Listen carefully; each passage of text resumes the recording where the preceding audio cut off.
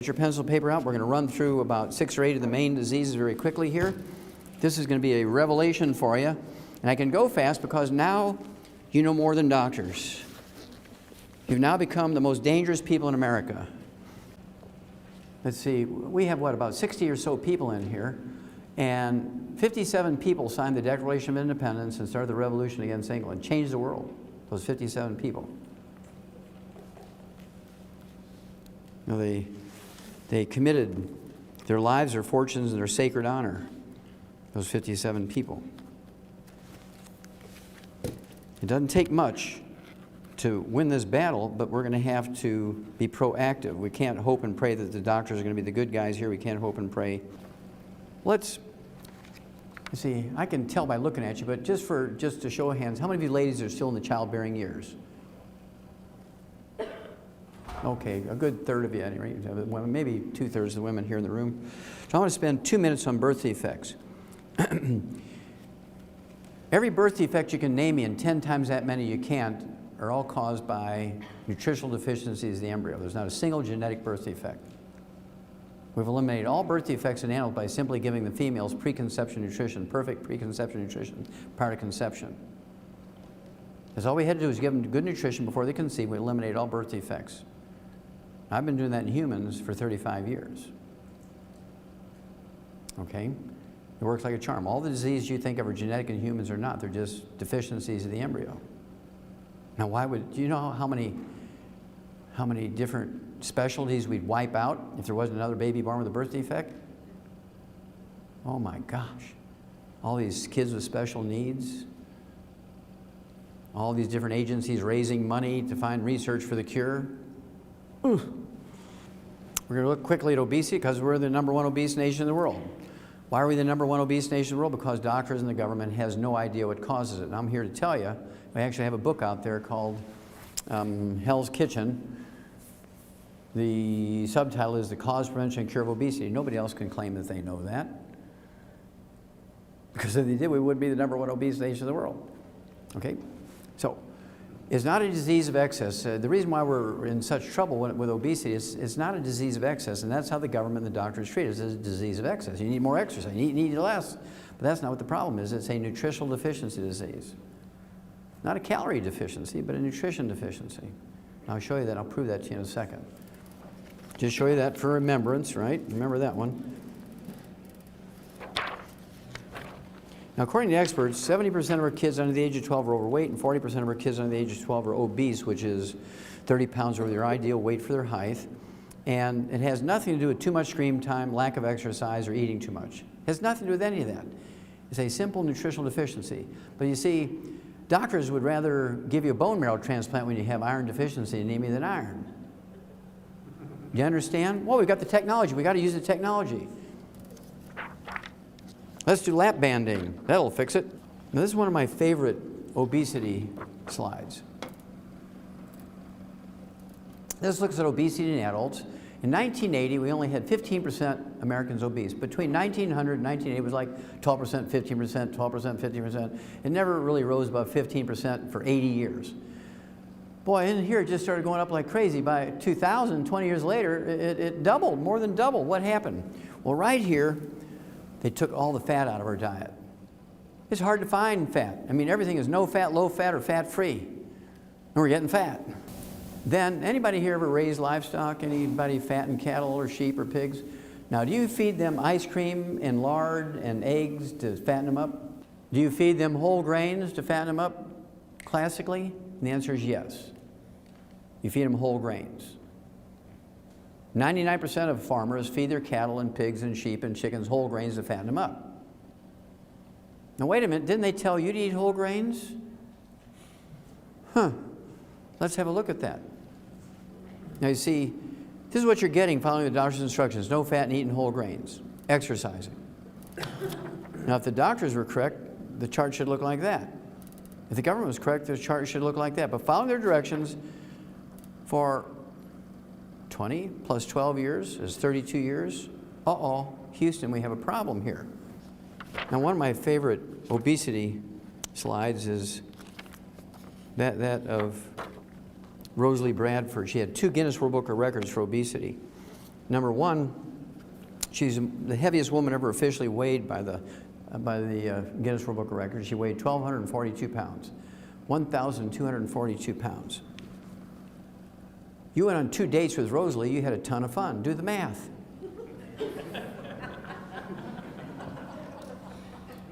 Now, she also had her second Guinness World Book of Records. She lost the most weight, 736 pounds, between 1987 and 1994. This is not lose 10, gain 5, lose 10, gain 5 or kind of thing. This is lose, lose, lose, lose, because they did a lap banding on her and they put her on a 500-calorie diet, and she, over those years, she lost 736 pounds. That's like 3 people.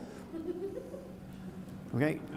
And then she died, because fat is not the problem. Fat is just a symptom, just like cholesterol is not the problem. Now, what does it tell you? In 1980, it was 15%. It's almost gone up 300%. So what's the problem here? That's because they've told you to get fat. Eat whole grains, exercise, don't take vitamins and minerals. Avoid fat, and you get fat. I mean, if you're not careful, you could wind up in Ruth's Chris Steakhouse as the meal instead of the eater. No end in sight for the obesity epidemic. Why is that? Because there's 80 million baby boomers come along who eat whole grains, exercise, and don't take vitamins and minerals.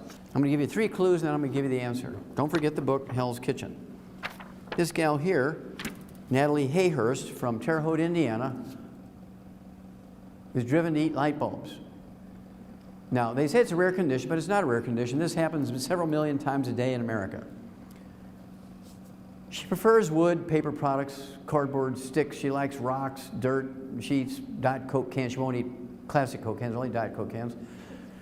She's eaten little magnets out of shower curtains. She loves plastic bottles and toys. I think that's why McDonald's took the toy out of the Happy Meal. So what is this condition? Well, you can call it pica, the munchies. You can call it, you know, that kind of stuff.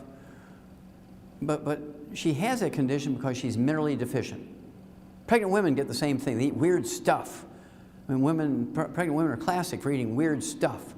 You know, back when your grandmother was out living out in the rural areas, she had pregnancy, she'd go out and eat dirt. Fortunately, there's no calories in dirt, right? How many ladies heard your grandma used to eat dirt when she was pregnant? Yeah, I mean, grandmas used to do that.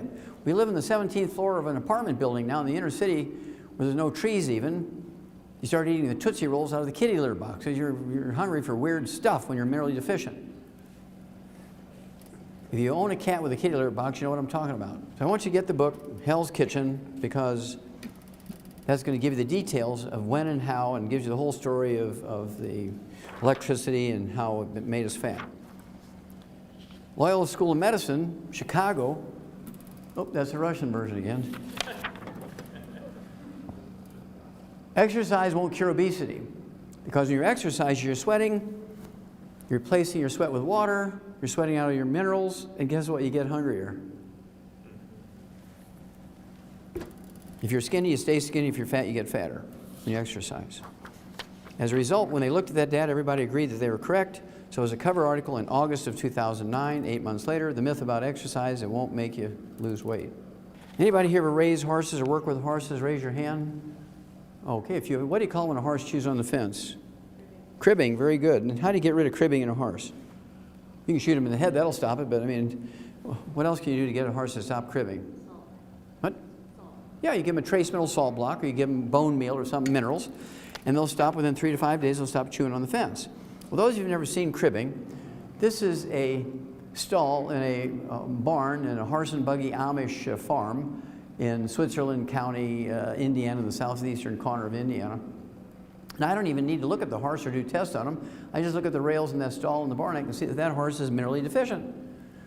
Now, it's called cribbing in animals. It's called the munchies in humans.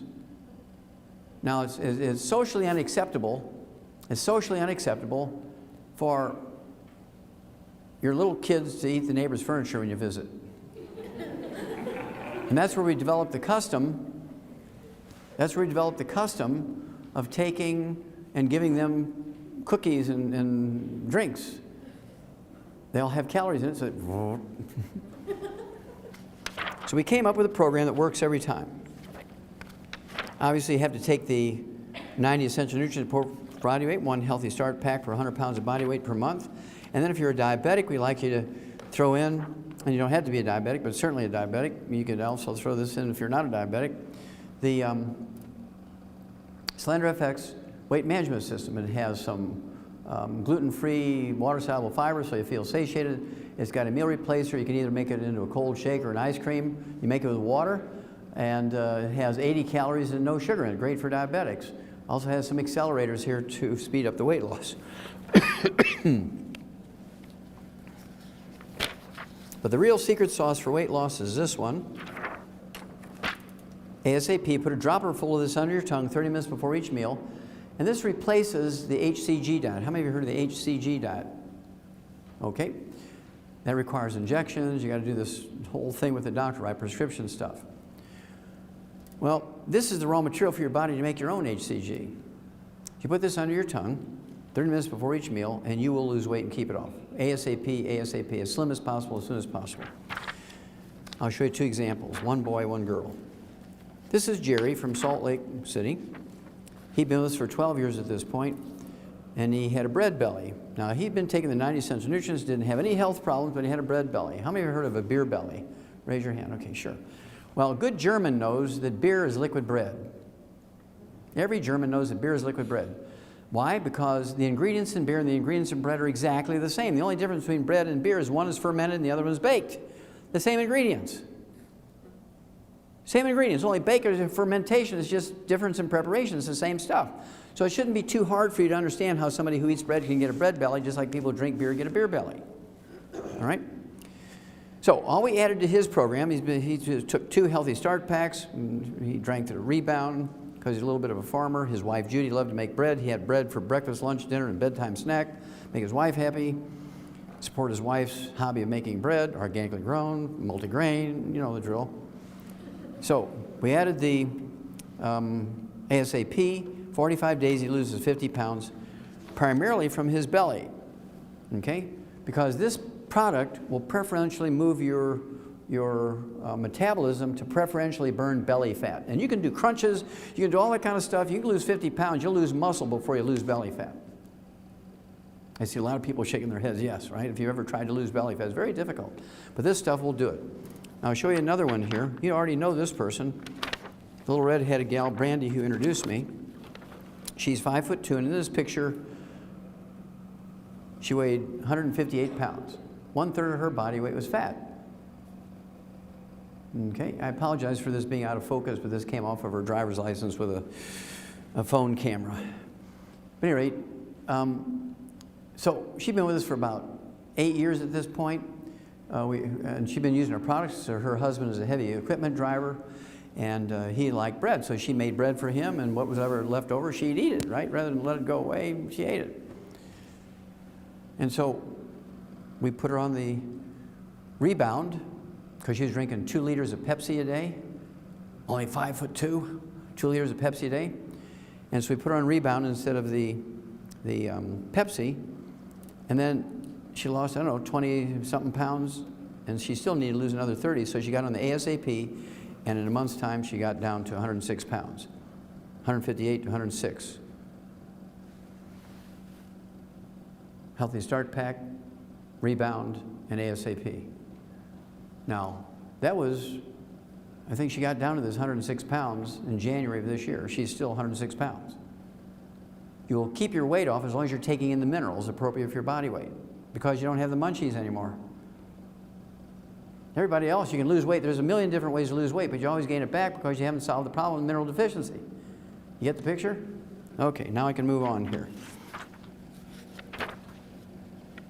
Oh, also I should do this one here. I forgot. Tim's here. One of the guys who helped register tonight, Tim, he lost 44.5 pounds and 8 inches in waist in just 60 days on the program. He's been with us for a while, but the ASAP, and he's been able to keep it off. And he was telling me he was hiking up in the mountains, and because he lost that 45 pounds, he did pretty good. Okay, how many of you have ever heard of Alzheimer's disease? Raise your hand. Okay, Alzheimer's disease is a physician-caused disease. Alzheimer's disease is a physician-caused disease. Didn't exist 40 years ago, even by another name. Today, it's the number 4 cause of death in Americans over the age of 65. So it goes from 0 40 years ago, now it's the number 4 cause of death. That's caused by physicians. I'll tell you how. What is Alzheimer's disease? Well, Alzheimer's disease is a going away of the myelin. It's the white matter of the brain. How many of you heard of myelin? Most of you younger people should know myelin is the white matter of the brain, insulation material. And when it goes away, the naked nerve fibers all tangle up. It's one of the diagnostic features of Alzheimer's disease at autopsy. You get these nerve tangles. You've probably all read about nerve tangles. And this is caused by the myelin going away. Well, myelin makes up 75% of your brain weight. The gray matter of your brain, the thinking part, the memory part, the problem-solving part of your brain, it only makes up 2% of your brain weight. It's like 2 millimeters of this little covering of the white matter. The white matter makes up 75% of your brain weight. Well, this myelin, this white matter of the brain that makes up 75% of your brain weight, is 100% cholesterol. So you go on a cholesterol-restricted diet, you take cholesterol-lowering drugs, bam, you have Alzheimer's disease. Because you can't maintain the white matter of your brain anymore. You're giving up all the raw materials, you're taking drugs to drive your cholesterol down because doctors said it would make you live longer. Let's have a look. Alzheimer's, tidal wave feared. Why is that? There's 80 million baby boomers coming along. Well, listen to doctors lower their cholesterol with diet and drugs. This came out in 2009. Alzheimer's and a relentless upward trajectory. Kind of reminds me of that obesity chart. Following the doctor's instructions going this way. Why? Because numbers look particularly grim for baby boomers who follow the doctor's instructions. Exercise, drink plenty of water, don't eat fat, eat plenty of whole grains. Oh yeah, use oils instead of lard and dairy and eggs, like George Francis. Oh, you're going to see a lot of this kind of stuff now. A mother and son share the bonds of love, Alzheimer's disease, and the same doctor who lowered their cholesterol. Now, any Mormons in here tonight? Any Mormons? Any Mormons? Any Mormons? Oh, I'm disappointed. No Mormons. Okay. Any Seventh-day Adventists? Any? Okay. Now, the reason why I'm asking that question is 2004, Johns Hopkins School of Medicine came out with a wonderful study on Alzheimer's disease. They went to Cache County, Utah. And they chose Cache County, Utah. I mean, you could get 5,000 people for a study in Baltimore, Maryland, right? So why did they go all the way out to Cache County, Utah? Well, that's because in Cache County, Utah, they're extremely religious Mormons. They're almost like Orthodox Jewish people when it comes to their diet. They actually have a book called The Words of Wisdom, which supplements the Book of Mormon, and it tells them what to eat, what not to eat, right? And so all of these people in Cache County, Utah, the oldest living people in America, they live to be 87. Seventh-day Adventists live to be 85. The Mormons as a group live to be 85, but the Mormons in Cache County, Utah live to be 87. They're all farmers, very religious farmers with a background from Scotland. They all come just, all their culture comes from Scotland. So culture the same genetic pool, same diet, their same profession, live in the same county, same everything. Same diet. It was really a great study. I mean, it was like laboratory rats, right? It was just perfect. And what they did was take 5,000 of these people over the age of 65. They gave half of them a couple of vitamins, and the other half they gave a sugar pill. It was a blind study. Nobody knew who was getting what. Well, at the end of the study, those getting the vitamins reduced their risk of Alzheimer's disease by 78%. Those getting the sugar pill increased their Alzheimer's disease risk by 78%. But you have to remember, the diet was the basic thing, okay? Now in the animal industry, we give them the perfect diet, very similar to the Mormon diet and the Jewish diet and the Seventh-day Adventist diet, but we also add all 90 essential nutrients. We eliminate Alzheimer's disease in animals by 100%. So now you know Alzheimer's disease is not genetic. There's no way it could be genetic if you can reduce the risk of Alzheimer's disease by 78% just by taking a couple of vitamins and a particular diet. It's not genetic in any way, shape, or form. Again, doctors are wrong because their knowledge is very constricted. They have a very narrow range of training. They know little or nothing. Every time they utter the word nutrition or give you nutritional advice, they should be put in jail as a felon. That would stop them from killing people. If they say the first 2 letters of the word nutrition, they should be put in jail. You're in jail, put the cuffs on them. Now, I'll give you an example. This is Ray McGregor from Charlotte, North Carolina. His sister, who's one of our associates, one of our distributors, 3 years ago called me and said her brother 8 years earlier had been diagnosed with Alzheimer's disease. Very severe, very rapidly advancing. The doctors tried all these drugs that they say they can help with dementia, no help. So she took him over the 8-year period before she called me to 3 neurological clinics, and then she took him to the medical school 2 weeks before she called me, and went to the Department of Neurology at the medical school there in North Carolina and said, look, I'm demanding that the head of the Department of Neurology examine my brother, which he did. Said, look, this guy, he's curled up on the floor.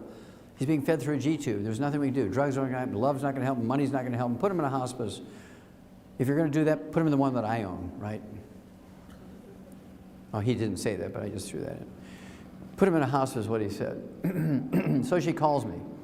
So there's 4 different dementias. There's vascular dementia, which used to be called senile dementia. There's nothing wrong with your brain when you have senile dementia or vascular dementia. It's actually a plugging of the arteries in your brain, just like you get coronary arteries that plug. They can plug here, can plug there, right? And then there's Korsakoff syndrome, which is a deficiency of a single vitamin. It was discovered 300 years ago, set in the year 1712 by a Japanese naval surgeon. And then there's Wernicke-Korsakoff's, which is Korsakoff syndrome, that deficiency of that vitamin, and MS, multiple sclerosis, mixed in together. And then there's Alzheimer's disease. So here's what I told her to do. I said, look, we're going to treat him for all 4. And I do this literally 1,000 times a year. It always works out. So we're going to try this in your brother too.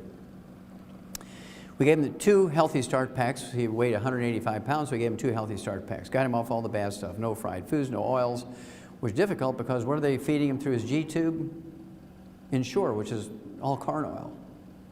It's easy to get through the tube and just count the calories, and that's why they made it out of corn oil. They don't consider what it does for the patient or what it does to the patient, right? Ensure's the worst. I wouldn't give Ensure to a communist. Okay, it's bad stuff. So 2 healthy start packs per month, none of the bad stuff. Now, for the vascular dementia, I threw in 3 twice a day of the ultimate daily tablets, which are designed to get blood flow through blood arteries and support healthy blood pressure and so on. Then for the Korsakoff syndrome, I gave him 3 de-stress capsules twice a day. It's 2 bottles a month. It has the vitamins in it that are missing when you have Korsakoff syndrome. And then for Wernicke-Korsakoff's, I added selenium to it, 3 of those twice a day. That's 2 bottles a month to deal with the lesions of the MS, which you can get rid of those and MS goes away. And then for the Alzheimer's disease, I threw in 12 eggs a day to rebuild the myelin in the brain because the cholesterol's gone in his brain, so I got to ramp up his cholesterol. Give him 12 eggs a day, and 3 of our what we call Smart FX 3 times a day. That's 3 bottles a month. Ultimate daily tablets, and then the last one is Smart FX. 3 of those, like Get Smart. Okay, 3 of those 3 times a day. That's 3 bottles a month, and that's the raw materials for your brain to make the neurotransmitters for memory. Duh. So she calls me in 2 weeks. I'm going to give you an exact quote of what she called me. Actually, it was a week. Okay, I'm going to give you the exact quote. She calls me on the radio, so I have the disc. I'm even going to quote the utterances she made. She calls me in 2 weeks and she says, "He's cured! Ha, ha, he's cured!" Now, Ray and his wife love me because he was that close to death. Put him in a hospice, he'd have been dead in 2 weeks. Okay? Now, he didn't have Alzheimer's disease like all those doctors said. He had Korsakoff syndrome, which is curable in 2 weeks by giving him the vitamin. Remember, I hedged my bet and I've treated him for all 4, and it paid off for Ray. I do this 1,000 times a year, maybe more than that, and I don't even know it. But those are the ones I know about. I do have to tell you that sugar aggravates the deficiency of that vitamin. Sugar aggravates the deficiency of that vitamin, so I thought this was kind of profound. And this came out in February of 2012, this year. High calories from sugar linked to mild memory loss in elderly. If you're deficient in that vitamin, you're taking lots of sugar, juices and fruit and molasses and honey and agave syrup and soft drinks and desserts and candy bars. Guess what? Pie and all. You're going to get dementia. But it's not Alzheimer's disease. It's this Korsakoff syndrome or Wernicke-Korsakoff syndrome. Sugar and oil is the worst possible thing you can give to anybody with a brain problem, particularly the elderly, right? The same formula works also on Parkinson's disease, MS, multiple sclerosis, as I already mentioned, and also Lou Gehrig's disease, ALS. Thousands of these people a year were able to reverse from their disease. Usually takes 60, 90 days. I'm very famous in Western Canada for this. Some very wealthy guys had Parkinson's disease, and we went back there 3 months after we got them going. Their wives were very, I mean, they made them stick to the thing. They ground up everything, put it with a turkey basing syringe through their G-tubes. Went back in 3 months. One of them is, he comes to all our meetings, and he's a very wealthy guy, and had put all his employees on our program. His name is David Dietrichs. He had all these patents for quick release and quick coupling tractor equipment. And he comes up to me and says, "Hi, Doc. I really don't remember you, but you're the guy that saved me. I'm the one that used to have Parkinson's disease, and he was a vegetable when I first met him." And now he's perfectly healthy in just 3 months. And he'd been getting worse and worse and worse for 12 years. You're very dangerous now, because now you know. Okay, arthritis.